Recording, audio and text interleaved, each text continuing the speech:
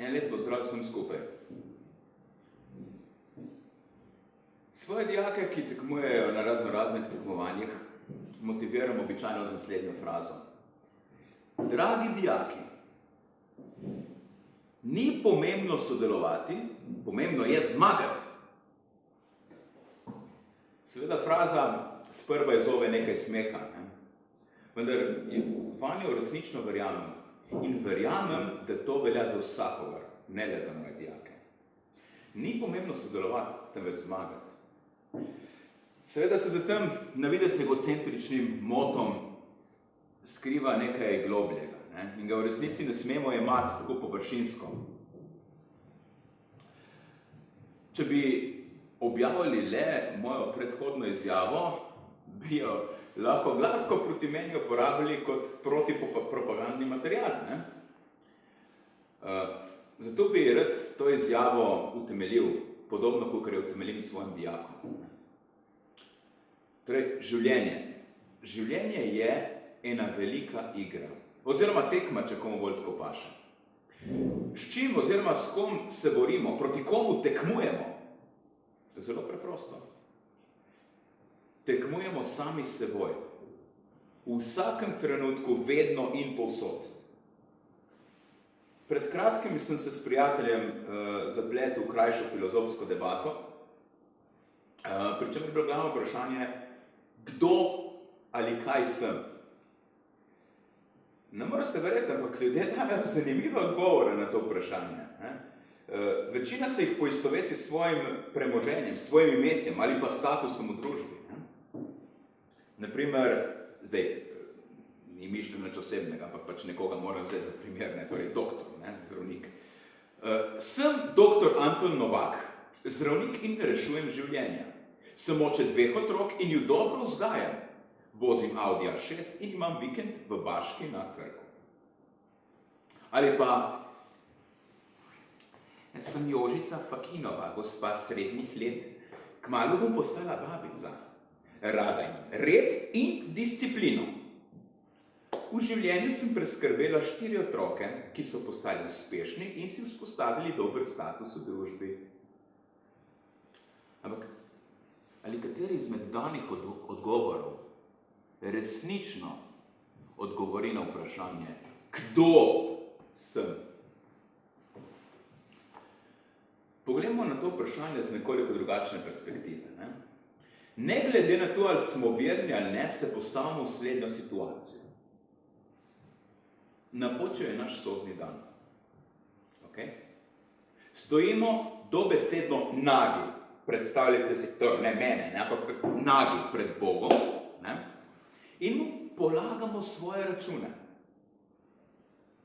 Pogleda nas in nas vpraša, kdo si, sin moj? Vse naše imetje in kaj smo v življenju dosegli, ter kako dobre gene smo predali naprej, postane irelevantno. Smo nagi, zebe nas, strah nas je, ker je od našega odgovora odvisno to, kakšna usoda nas čaka. In vemo, da nam Bog vidi v dno naše duše. Nikamor se ne moramo skriti. Torej, kaj bi si želeli, da mu bi lahko tedaj dejali? Bi bili ponosni na to, kako smo živeli življenje in kakšno sled smo dejansko pustili za seboj. Veste, resničen odgovor na to vprašanje je ključen, ne? Sej iskren odgovor, v katerem koli delu, trenutku našega življenja, pove, ali smo resnično srečni ali ne. Torej, če danes umrem, kaj pustim za sabo? Moj tata, oče, ne, mi je v otroštvu ves čas pravil, Uroš, edino človekovo poslanstvo, v katerega smo lahko resnično prepričani, je tudi, da imamo potomce in nič drugega. Ampak kaj vse se skriva, ne, za to povedjo? To niti približno ne pomeni, da moramo vsi imeti otroke. Ne, čeprav priznam, da meni osebno mi nič ne prenaša večjega zadovoljstva in večje sreče, kot tudi ženo spremljava rast in razvoj najinih otrok. Ne moreš verjeti, kaj človek občuti, ko te otrok pogleda s svojimi velikimi očmi, kustuljer, smo včasih rekli, direkt v oči in reče: tata, imam te zelo rad. Z moje perspektive je ni večje sreče. To je moja perspektiva. Torej, ni večje sreče in večjega zadovoljstva kot v tistem trenutku, ali pa v spominu seveda na ta trenutek, torej spominu na. Vendar kaj v resnici pomeni očetova izjava? Če so najpomembnejši naši otroci, v pravem ali pa metaforičnem smislu, pač karkoli že kot otroka smatramo, je najpomembnejše to, na kar stopajo, torej kakšne čevlje bodo obuli.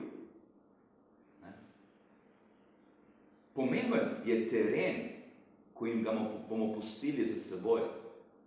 Torej, ali bo to čista rodovitna zemlja, ki bo obrodila dobre sadove, ali pa bo to pusta puščava, v kateri se bodo borili za vodo na koncu. Drastično, vendar resnično, kakšno življenje bomo živeli, kakšno življenje bodo potem živeli otroci naših otrok, ali pa otroci otrok naših otrok.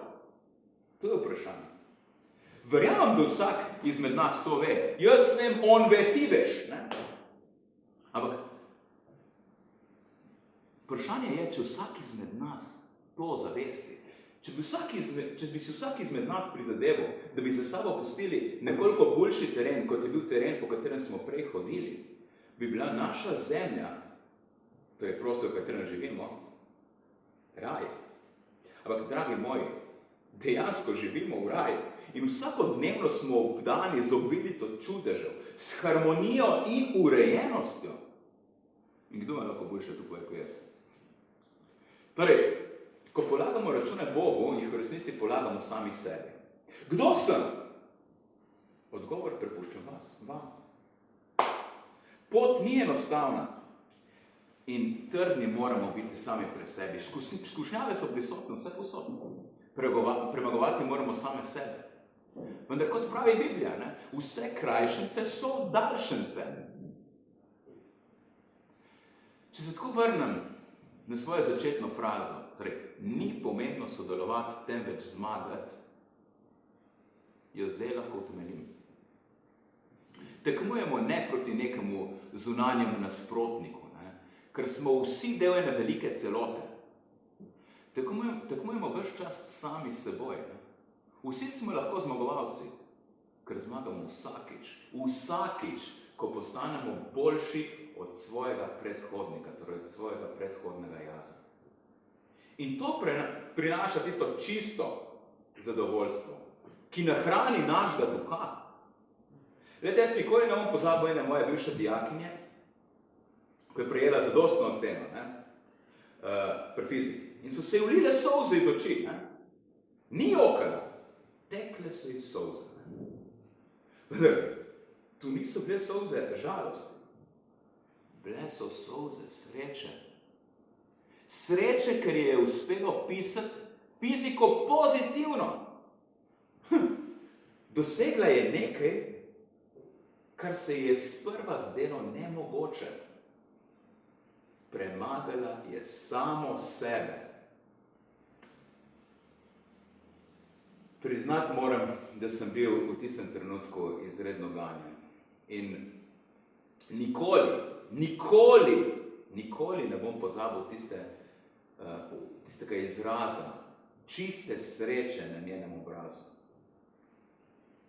Tiste iskrene čistosti, ki jo občutim malo kdo. Ni pomembno tudi, da tam naprej dobila same pozitivne ocene. Tu je nepomembno. Pomembno je tisti trenutek, ko je zmagala in se zavedala, da lahko. Njena zmaga, torej pozitivna ocena 2 pri fiziki, je pomenila veliko več, kakor marsikateremu odličnjaku odličen uspeh na koncu šolskega leta. Neverjetno. Ona je zmagovalka. Vsi smo lahko zmagovalci. Hvala lepa. Do naslednjič.